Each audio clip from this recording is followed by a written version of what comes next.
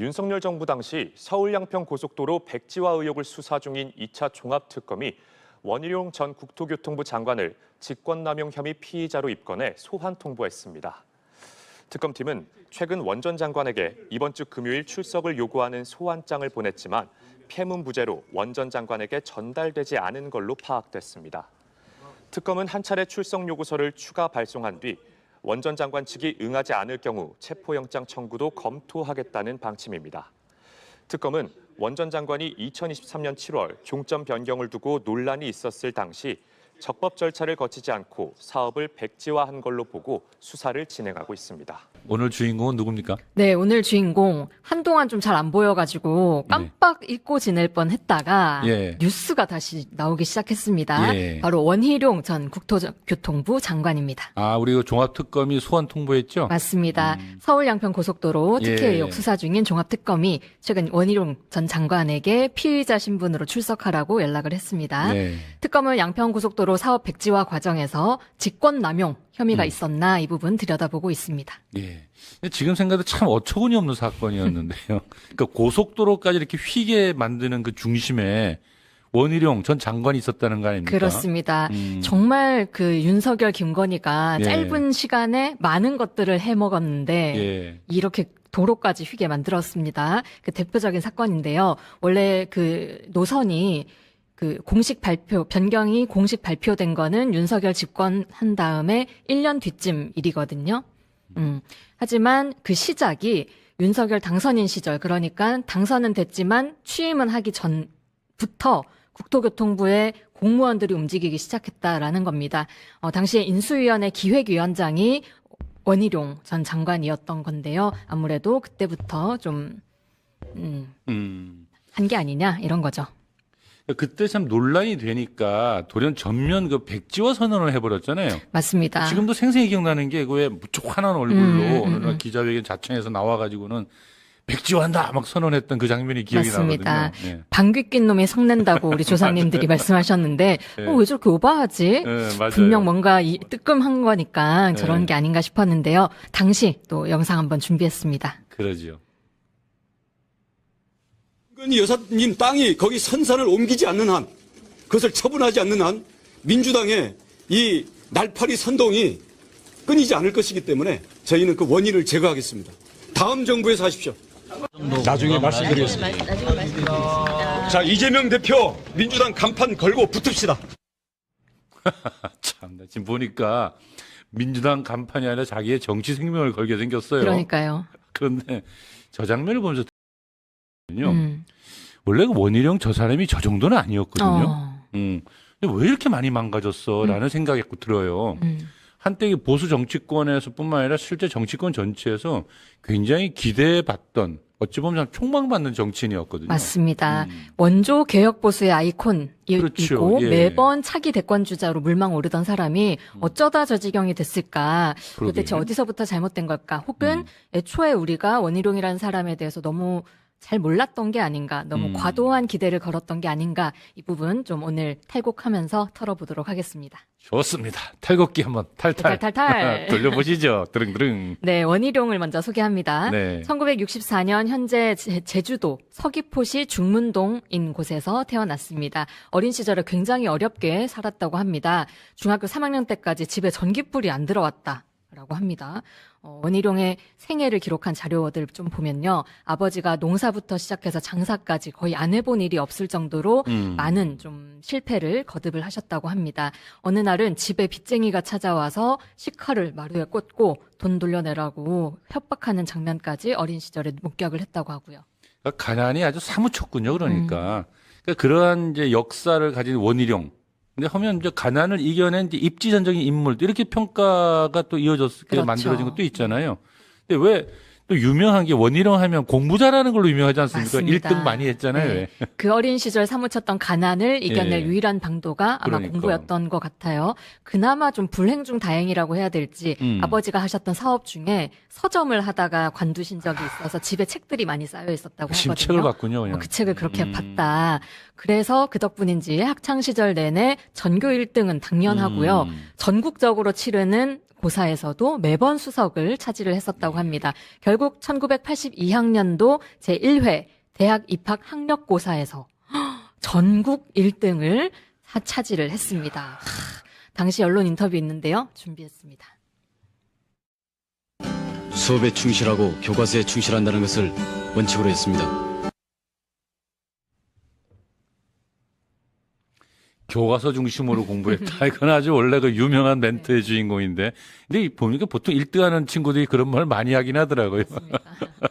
근데 아무튼 당시가 첫 학력고사가 시작된 때라서 굉장히 센세이션을 일으킨 거예요. 그것도 제주도 출신이었잖아요. 제가 중고등학교 제주도에서 나왔는데 아, 그렇군요. 나이를 밝히긴 좀 그렇지만 네.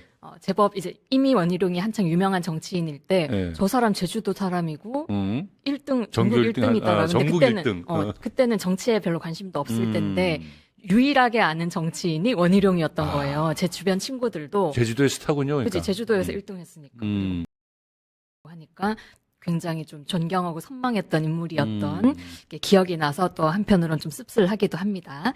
이렇게 제주가 낳은 천재 원희룡 서울대 법대 수석 입학합니다. 이쯤 되면 꼭 짚어야 될 게 있습니다. 공부만 잘하면 다가 아니다. 서울대 법대. 그놈의 서울대 법대.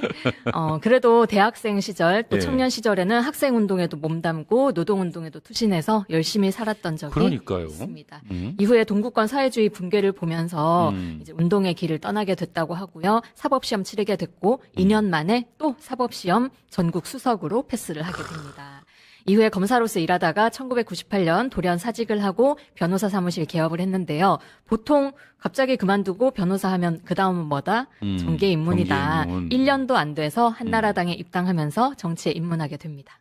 당시 이제 젊은 피 수혈한다고 하면서 여야를 가릴 것 없이 그런 거 많이들 러브콜을 많이 보내고 했었죠. 근데 그 남경필이라든지 그 원희룡 또 있죠. 정병국 이렇게 묶어가지고 남원정이라고 불렀었어요 당시에. 그러니까 소장파로 아주 유명했죠. 할 말은 하는 그렇죠. 그런 소신 있는 젊은 정치인이었습니다. 양천구 갑에서 내리 3선을 당선이 됐었고요. 2007년에는 한나라당 대통령 경선에도 출마를 해서 완주를 했고 이후에 한나라당 쇄신특별위원장 이런 것도 역임하면서 유력 정치인으로 성장을 했습니다. 2014년이죠. 전국동시 지방선거에서는 제주특별자치도 도지사로 당선이 됐고요. 이후에 재선까지 성공하면서 차기 유력 대권주자로 또 부상하기도 했습니다. 두 번째 도전했던 대선에서는 당내 경선에서 윤석열에게 자리를 비켜줘야 했고 하지만 국토교통부 장관은 자리를 꿰차기도 했습니다. 일종의 이제 잠룡의 비애라고 할까요? 늘 차기 주자 뭐 이런 표현을 들었던 거 아니에요. 근데 여기까지만 해도요.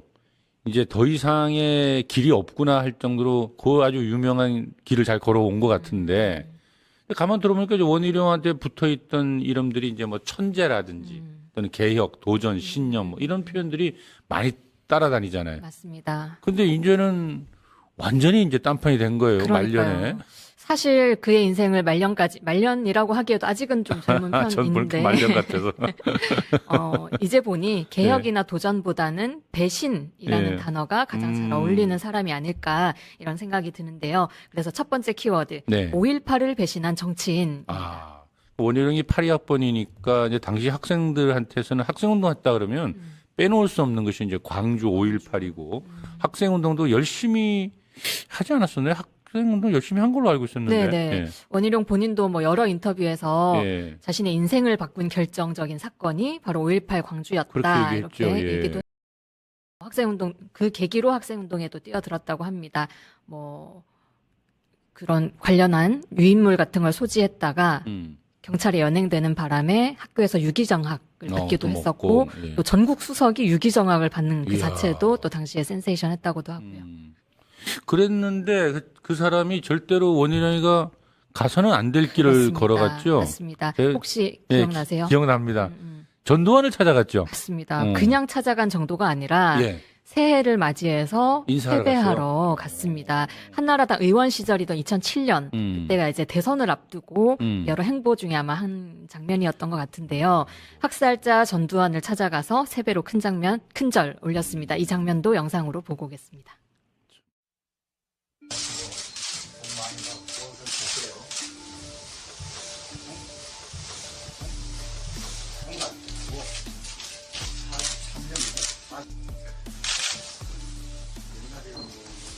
여러 가지 사정도 많이 겪으셨는데 아주 밝으시고 또 나라 걱정 많이 하시네. 5.18 때문에 학생운동을 시작했던 사람이 전두환한테 세배를 하러 간다. 그러니까 지금 봐도 참 이해하기 힘든 대목이에요. 그럼 학생운동까지 안 했어도 전혀 역사가 청산되지 않은 상황에서 그렇죠. 처벌도 받지 않은 사람을 아무리 신념을 꺾었다고 해도 그러니까요. 그 희생자들과 역사를 생각했다면 그러게요. 전처럼 저렇게 특히 밝은 표정 그게 더 킹받았는데요. 나라 걱정하시더라 이런 소리를 할 수가 있는 겁니까? 아니면 차라리 좀 조용히 다녀오든가. 며칠 못 가서 결국 사과를 하기는 했습니다. 하지만 이미 너무나 큰 실망과 상처를 국민들에게 안겨준 장면이었습니다. 사실 그 다른 누구도 아니고 원희룡이었기 때문에 더 실망이 컸을 겁니다. 개혁 보수 말 그대로 이제 그간의 보수와의 다른 길을 걸어간 버린 거니까요. 네. 사실 뭐 청년 시절의 운동까지를 의심하고 싶지는 않습니다. 물론 뭐 학생운동도 했고 노동운동도 했고 실제로 치열하게 살았던 청년이었던 건 분명한데 5.18이라는 게 그저 원희룡에게는 이력이자 스펙으로만 남았지만 정치에는 남지 못했다. 이 지점 꼭 짚어야 될 것 같습니다. 광주 영령도 배신하고 기대하던 국민도 배신하고 심지어는 젊은 시절에 자신마저 배신한 선택이니까요. 그런 거예요. 근데 더 큰 문제는 원희룡이 5.18만 배신한 게 아니죠. 맞습니다. 이쯤 되면 배신의 아이콘인가 네, 이제 배신의 싶은데 아이콘. 노동운동을 했던 사람이 예. 나중에 누구보다 노동조합을 혐오하고 죽이려 들었다라는 겁니다. 두 번째 키워드 노동운동가 노동과 싸우다입니다. 물론 뭐 노동조합이든 또는 노동단체든 비판받을 일이 있으면 비판받아야 하는 게 맞는데요. 근데 원희룡 장관은 비판하는 수준을 넘어서가지고 전쟁을 선포하고 그러지 않았습니까? 네, 그 기억하실 텐데요. 윤석열 정부가 예. 초반부터 가장 먼저 적으로 삼았던 집단이 바로 노동조합이었고 그 중에 그렇죠. 하나가 건설노조, 특히 건설노조였습니다. 맞아요. 예.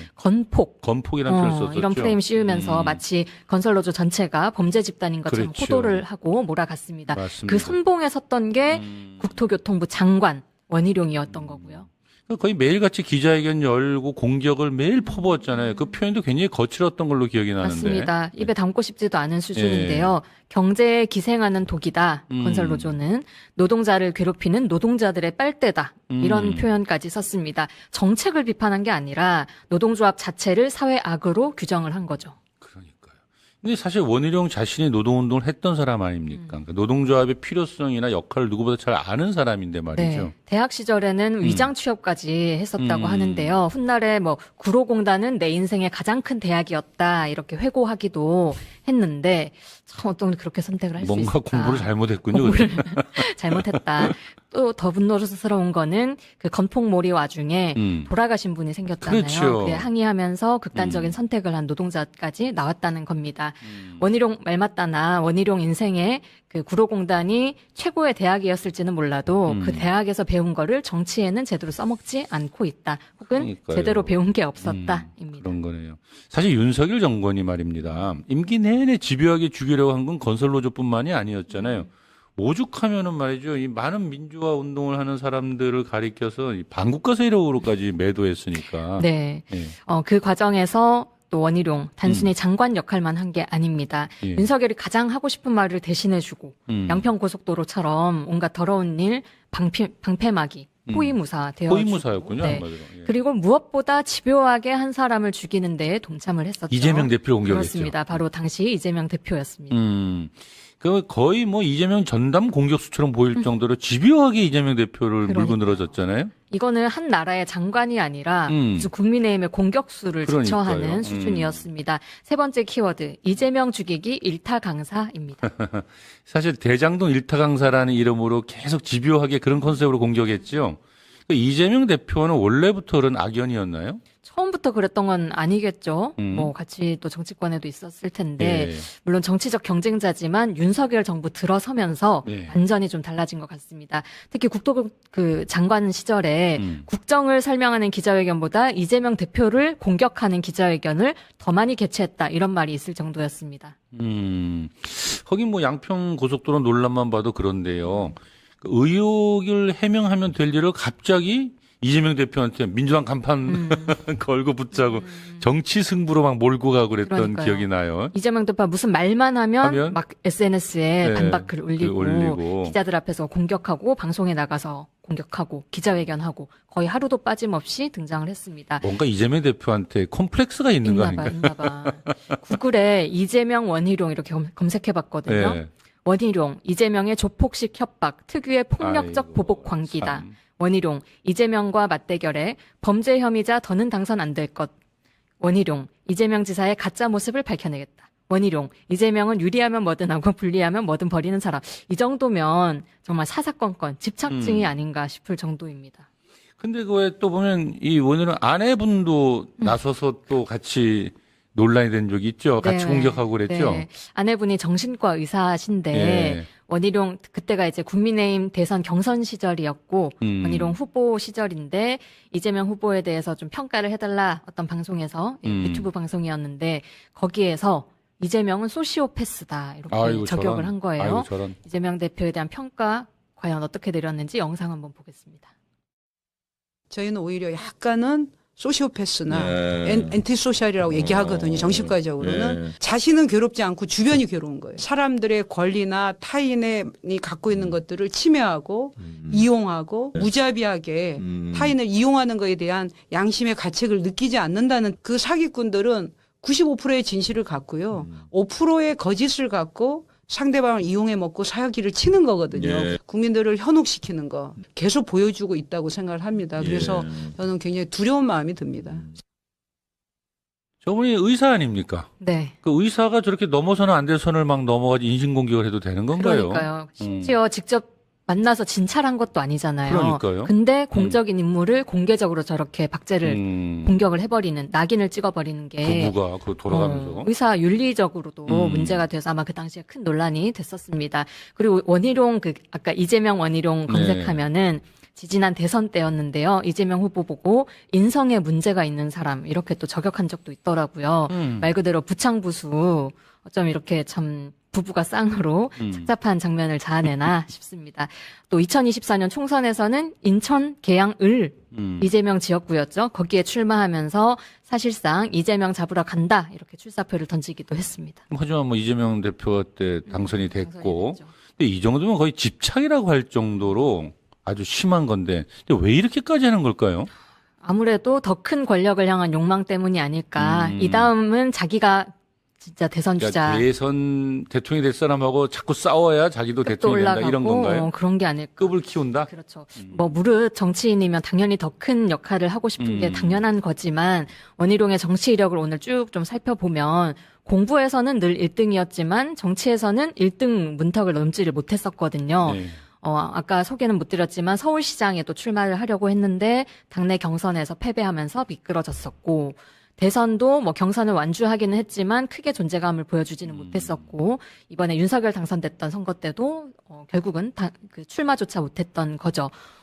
그러니 아쉬운 마음. 이 다음엔 바로 이런 생각을 하지 않았을까. 그러니까 정치판에서 늘 유망주긴 한데 주인공이 되지를 못했군요. 네, 이게 정치는 답을 이렇게 문제를 푸는 게 아니잖아요. 사람의 마음을 움직이고 그렇죠. 마음을 얻는 건데 전국 수석에 서울대 수석에 사법시험 수석이면 뭐합니까? 이 정치라는 시험에서는 수석을 못하니까요. 그 결국 이제 이 대중에게 원희룡은 개혁 보수도 아니고 소장파도 아니고 정의로운 운동가 출신의 정치인도 아니게 돼버렸어요. 뭐만 네. 남았냐면 양평 고속도로를 휘게 만들어서 김건희 돈을 벌게 해주는데 앞장선 그렇죠. 아주 하수인. 더럽고 부패한 장관이 돼버렸고요. 김건희 방패막이 딱 그런 만큼 남겨졌는데 이제 수사받을 일만 남았겠군요. 네, 맞습니다. 양평고속도로도 있고요. 또 삼부토건 주가 조작 문제도 그러니까. 개입돼 있습니다. 앞으로 사법 절차 통해서 뭐 낱낱이 좀 밝혀질 텐데요. 그것과는 별개로 말씀하신 것처럼 정치인 원희룡에 대한 국민들의 평가, 심판은 이미 좀 끝난 것 같습니다. 천재 정치인이 아니라 권력을 쫓다가 스스로의 가능성을 지워버린 정치인 이렇게 좀 한마디로 표현을 하고 싶은 부분이고요.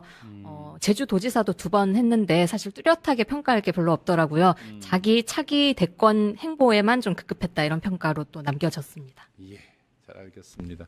굉장히 쓸쓸한 결론입니다. 공부는 전국 1등. 저는 결국 해답을 찾지 못한 사람, 오늘은 원희룡이라는 사람을 통해 정치에서 가장 중요한 게 무엇인지 다시 생각해보는 시간이었던 것 같습니다.